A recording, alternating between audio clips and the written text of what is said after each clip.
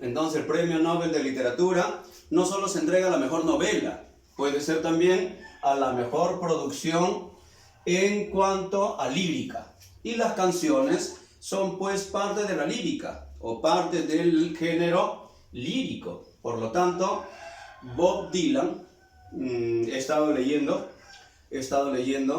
sus 75 pensamientos, chicos. Y uno de ellos me ha impactado fuertemente y les voy a compartir a fin de que ustedes, el día de hoy, conjuntamente con mi persona, podamos analizar la esencia, la metáfora que nos trae este pensamiento. Dice, que tus manos estén siempre ocupadas. Ojo, que tus manos siempre estén ocupadas. Que tus pies sean veloces y que tengas una fuerte base para cuando el viento cambie de golpe. Que tu corazón siempre esté alegre. Que tu canción sea siempre cantada. Vean ustedes, chicos, un profundo mensaje para cada uno de nosotros, especialmente para ustedes que son mis estudiantes, ¿no? ¿Qué nos quiso decir, chicos? Necesitamos el análisis, necesitamos la participación de cada uno de ustedes, porque eso es comunicación, eso es literatura, interactuar. Que la clase del profesor Francisco no sea un monólogo, donde solo hable el profesor, sino que la clase se transforme en un diálogo, en un interactuar, donde los estudiantes con sus profesores, en este caso conmigo, construyen sus aprendizajes. Nuevamente repetimos, que tus manos siempre estén ocupadas. Vean ustedes. Que tus pies siempre sean veloces y que tengas una fuerte base para cuando el viento cambie de golpe. Que tu corazón siempre esté alegre y que tu canción sea siempre cantada. Un pensamiento muy filosófico, chicos. Entonces, de allí hemos extraído para poder compartir con ustedes y reflexionar sobre qué es lo que nos quiso decir Bob Dylan en ese pensamiento. Ahora vamos a continuar, chicos. Continuamos con la clase, ¿ya? Vamos a explicarles las principales especies narrativas. ¿Perfecto? Muy bien. Vamos a explicar que las especies narrativas vienen a ser, en algunos casos, en algunos libros, vamos a encontrar como los subgéneros narrativos. Pero vamos a decir que una especie viene a ser como un modelo, un ejemplo de obra que pertenece a este género, chicos. Muy bien. Es como decir que yo al género narrativo le diga es una planta y la especie viene a ser como una parte de esa planta. Vamos a decir, ¿ya? El cuento, ¿qué viene a ser? Viene a ser una especie narrativa que pertenece a este género. ¿Y cuál es la característica del cuento? Primer característica, que todo cuento es corto. Tiene un final inesperado, no se sabe.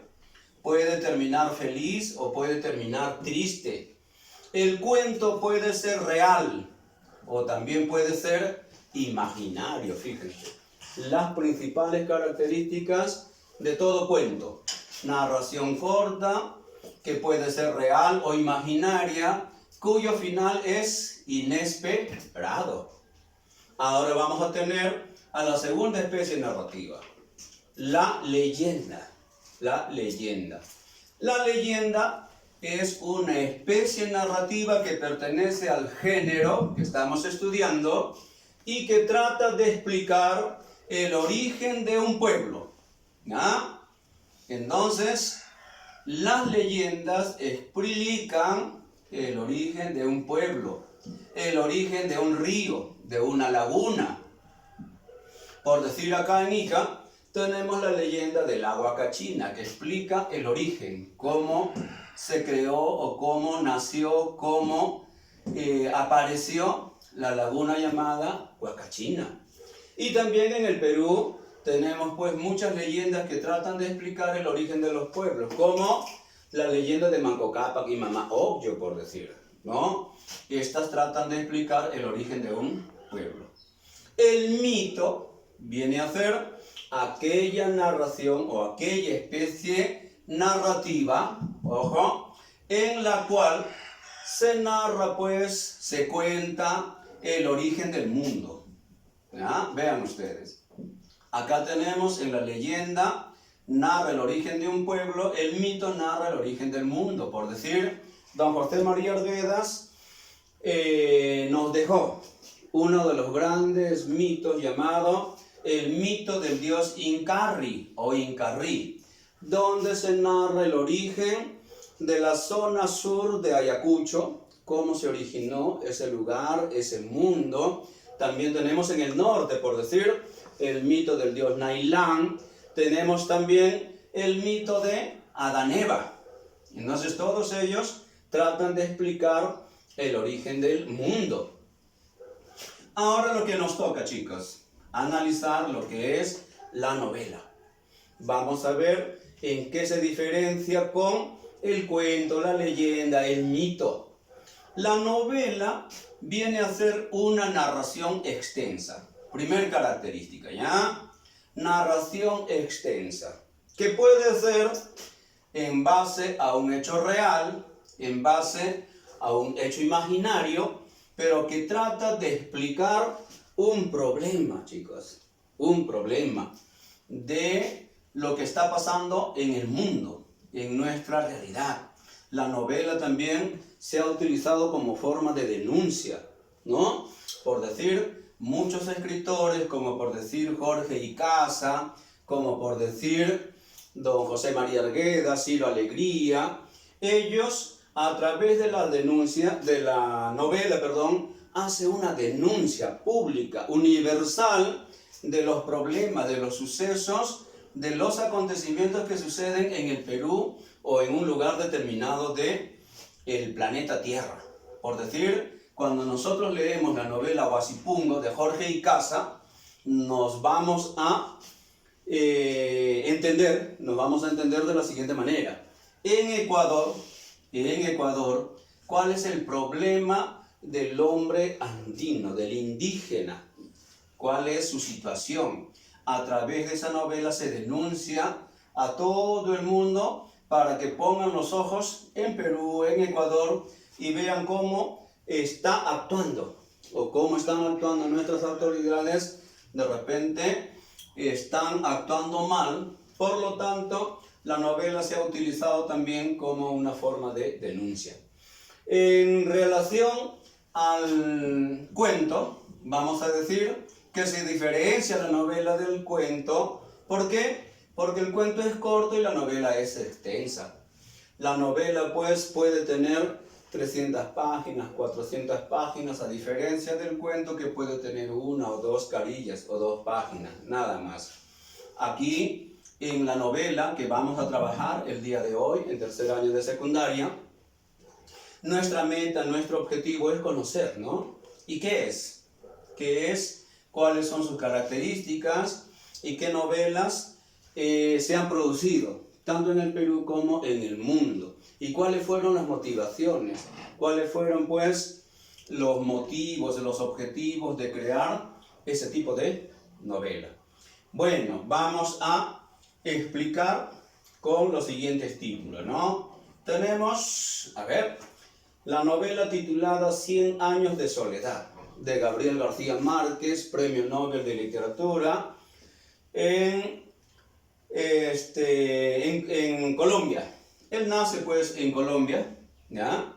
Y gana el Premio Nobel de Literatura con esta novela. Y se dan pues hechos comunes, cotidianos de nuestra realidad. Por decir, uno de los acontecimientos de la novela 100 años de soledad es que los nombres son repetitivos. El padre a los hijos primogénitos solía colocarle el mismo nombre, o bien de papá o de mamá, dependiendo si era varón o mujer, o también de los abuelos. Cosa que sucede, que es común en los muchos hogares tradicionales de Perú. Es una constante, chicos.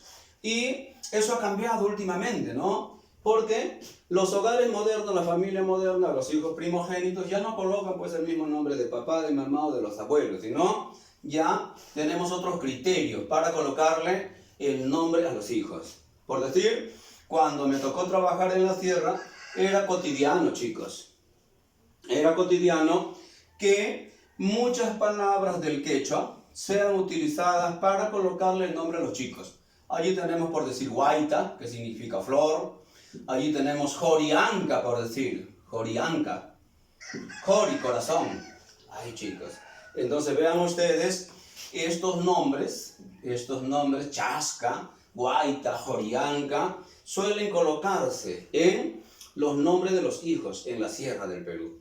Pero nosotros de repente que somos un poco modernos, que tenemos de repente otra visión del mundo, otra forma de ver el mundo, estamos colocando de repente otros nombres. Ya no como se hacía anteriormente. Es uno de los hechos que sucede, ¿no?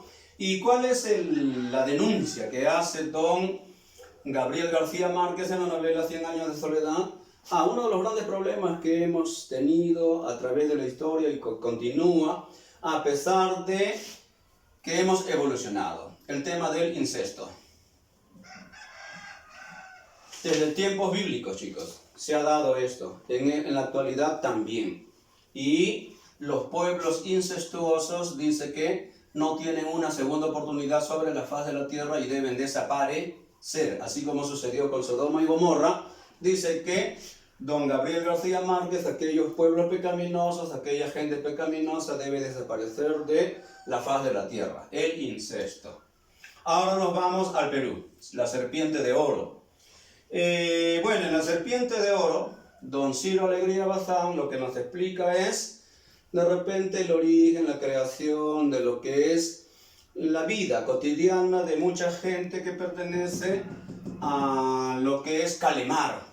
Calemar es un pueblito entre sierra y selva, a orillas del río Marañón, y donde se dan pues una serie de acontecimientos. Llega a Calemar vamos a decir, un limeño con su ropa, y luego su objetivo era crear una mina de extracción de oro, a la cual le colocó por nombre la serpiente de oro, mirando pues la silueta que hace el río en su recorrido, que se asemeja mucho al reptar de una serpiente.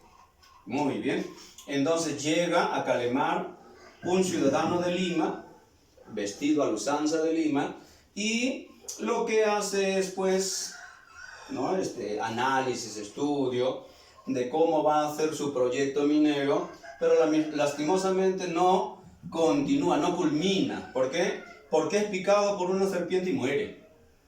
Muy bien, luego tenemos el sueño del Celta de don Mario Vargas Llosa. El sueño del Celta es una novela sumamente interesante, una novela que tiene que ver mucho con lo que es el mundo de la homosexualidad, muy castigada en muchos lugares. Luego tenemos El mundo es ancho y ajeno, de don Ciro Alegría, Guasipungo, Rojo y Negro, de Stendhal, y nuestro objetivo llegar a analizar a Los ríos profundos. Muy bien, chicos, vamos a continuar.